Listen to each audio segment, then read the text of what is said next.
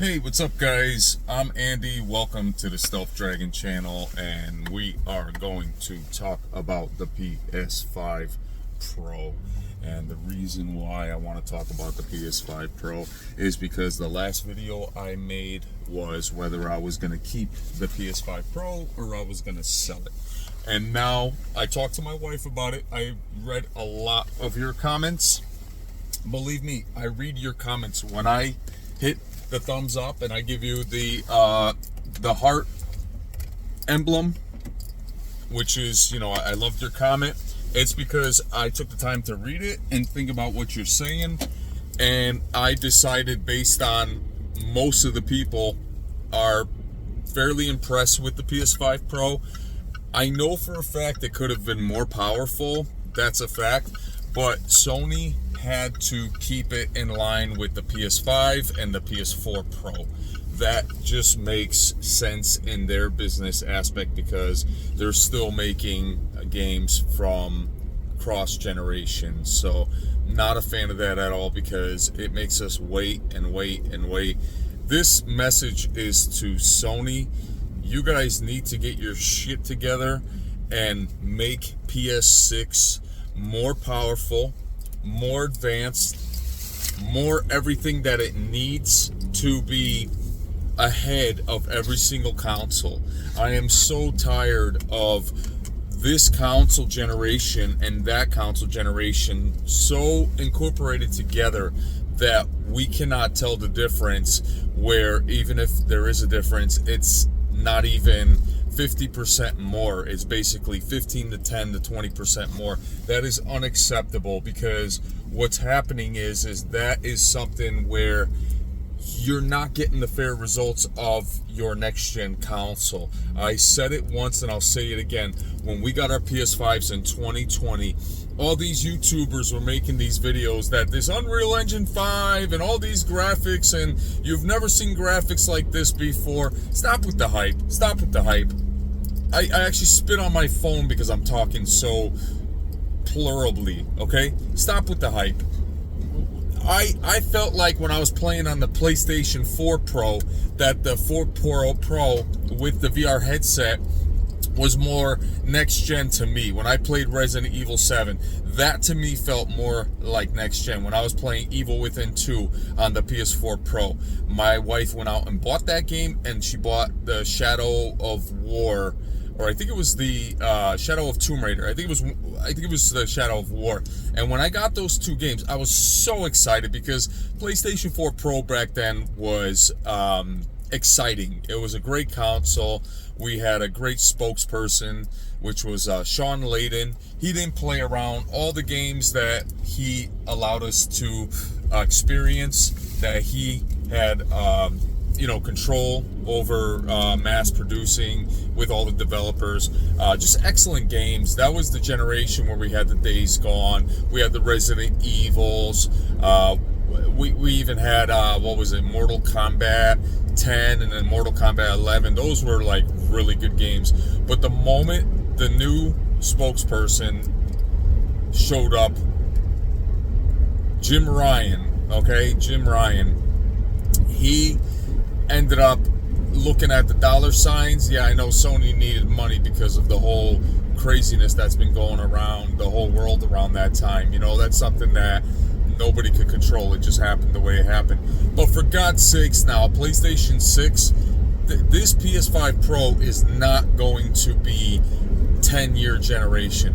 It cannot be. It is not powerful enough to keep up with 10 years of graphical enhancements. You got the 5090 coming out really soon, and that thing is just going to disintegrate everything on the map like a nuke, because that 5090 is going to show off so much more power. If it's twice as powerful as a 4090, God forbid if I don't invest in the 5090, he'll strike me dead next generation around, because all I gotta say is that the 5090 is a no-brainer. And if you're paying $400 more for 2 times the power of a 4090, yeah, that's a no-brainer either. So I'm keeping the PS5 Pro. I'm doing this for the community. I'm doing this for myself. I want to test out the games. But another reason why I'm doing this is because they've already stated that the PlayStation 4 games, the Pro games, and even the regulars, they have enhancements. So that's interesting. That's something to jump into. I do want to see Evil Within 1 and 2 more upgraded.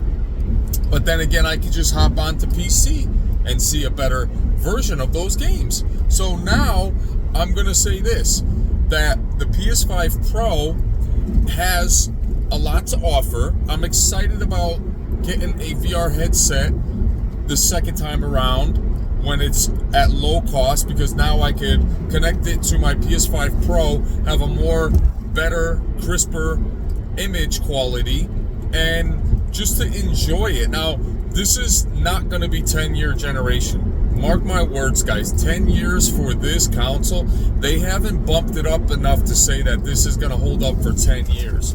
You already got games that they're making that have nothing to do with improving the frame rates. It's just the image quality, but the CPU just is not powerful because it's not upgraded. It's just going to be the same CPU. Yeah, the PS5 game's still looking great, and they're going to look great, and they're going to make great games, but the PS5 Pro is not going to be light years ahead of the PS5. But we are going to see a better image quality, and we're just going to have better features. And I think that's important to keep in mind if you want the best version of the PlayStation. But some games might not perform as well, so you have to count the costs, whether it's worth it in the long run, because as of right now, we have no choice.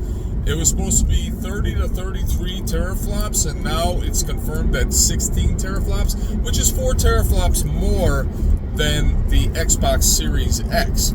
But I want to question whether, even though it's 16 more teraflops, is it more powerful than the Xbox Series X? That would be a good comment factory to start in the comment section.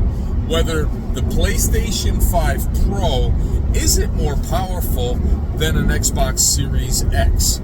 I want to hear your comments on that one. Because you know what I learned? I learned when I ask you guys the question, you guys are going to answer back. I'm going to read your comments, and then I'm going to make a conclusion video on that behalf. So right now, the PS5 Pro is still sitting in its box. I read the receipt on GameStop. It clearly says that because I'm a Pro member, I have 30 days to return the Pro. But I don't know if I read all the fine print. I think it said if it's opened, it says unopened, you could get your refund back. But if it's opened, what does that mean? I get store credit? You could take that store credit and shove it up the trash of GameStop in the back and have someone go dumpster diving for that credit, because that's how much not worth it is. All the money I spent on it, if I were to return it, if it's open, you can't return it for cash. Now, if I'm wrong about that statement, please let me know. Please let me know so that I know that for sure I can test it out, and if I don't like it, I can truly bring it back, because I'm afraid of breaking the seal. I'm afraid of opening it up. I'm so much more relieved that you guys have stated that noise that you're hearing in each console is normal. That is normal. This guy just cut me off because I didn't let him go the first time, so now he wants to be a dick about it. And, just whatever, dude. I don't care.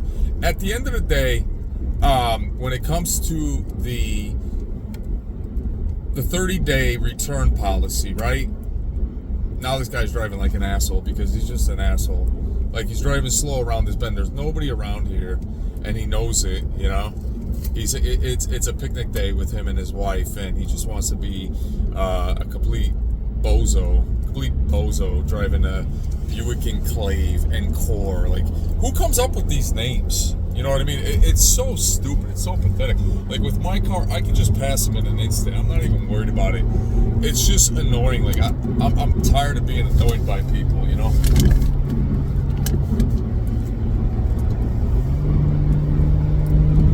I can just pass everybody right now. I'm just kind of, just going around the stupidity. I just passed him and like 4 other cars without any problems whatsoever. He's still back there and his wife is yarning. That's how stupid.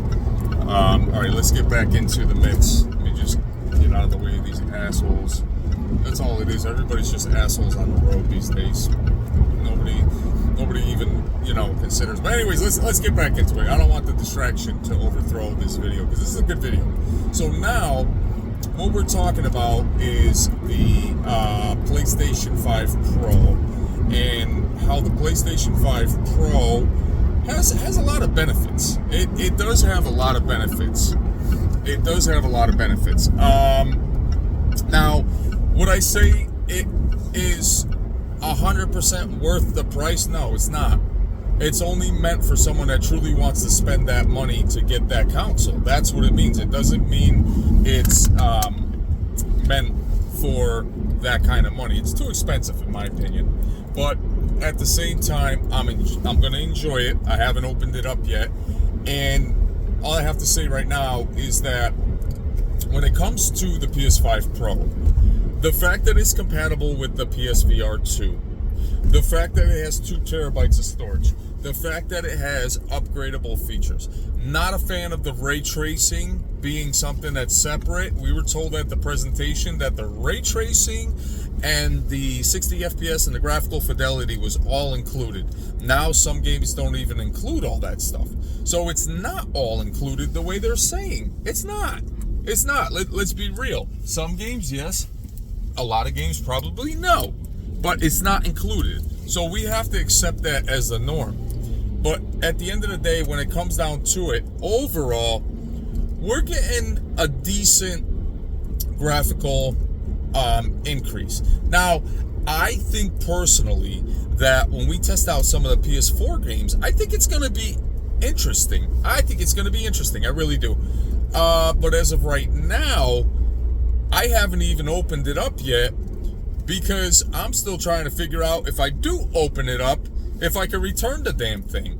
Honestly, guys, because right now I'm not certain of that. And I don't want to open it up and be like, you know what, to be honest with you, this was a waste of money. So I need more comment feedbacks.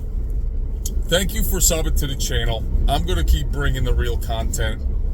As of right now, I can only say that they should have included the DualSense Edge controller. It is a PS5 Pro. You're paying $700 with tax.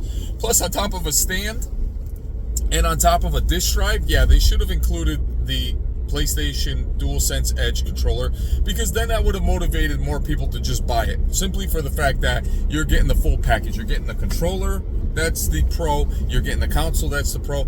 I'm happy about the 2 terabytes. I really am. I'm happy that they didn't fully take away the disk drive. But I'm still confused. If you have a disk drive attached to it, does that mean that those games are like licensed into the console, or does that mean that the games are basically just going to be on the sidelines where you can load them up? I'm still confused about that because I'm so used to just putting the games in, playing them, and that's that. So let's get back into the conversation. Okay, so we got the 5090, right? The 5090 is basically going to be the powerhouse of the generation. There's no question about it. Xbox Series X is not going to upgrade their console till like 26, 27. So for 3 years now, who cares about GTA 6? You know, I'll be honest with you. If GTA 6 is going to be following in this in the whole modern audience way of making a game, you already know where that's going. That's going in the direction that you guys know is going to turn the game into a Concord. Now, I know it's GTA 6, so it's not going to be as traumatic as Concord, but I'm going to say this. If it's on the PS5 Pro and they're saying it's the best version of the PS5 Pro, but yet the PS5 Pro can't even handle 60 FPS, it's not going to be the best version because they just don't want to release it on PC. There's a contract. They want you to buy it on the PS5 Pro. So there's things that are starting to show that the glass is breaking. You're starting to see the stress cracks. You're starting to see the stress cracks on the glass from the gaming industry. And when it comes down to it, the 5090 is going to be the sure winner. And then we're even talking about a 5090 Ti or even a 6000 series. I don't even know where to begin, because once I start saving this money, I am getting this graphics card, and then I'm going to go to Best Buy, talk to them, see what the best setup is with the best parts in mind. You're talking the Ryzen 9 9900 XD 3D, like I'm going, or the 9950. I'm going all out. So when my rig is made, it's going to be clocked in for 10 years, or it's going to be that reliable for a long time, at least 7 to 8 to 10 years. Because once I'm done with this rig, I just want to be able to have a great setup for gaming. I want you guys to get a great capture card experience. When I did it the first time, it was decent but not good enough, and I was just very disappointed at the fact that my PC wasn't able to handle. If I had monitor, yeah, so I want to be able to get a very good TV that will have those features. Now, I am at work. I want you guys to know that we will talk next time, Dragon Style.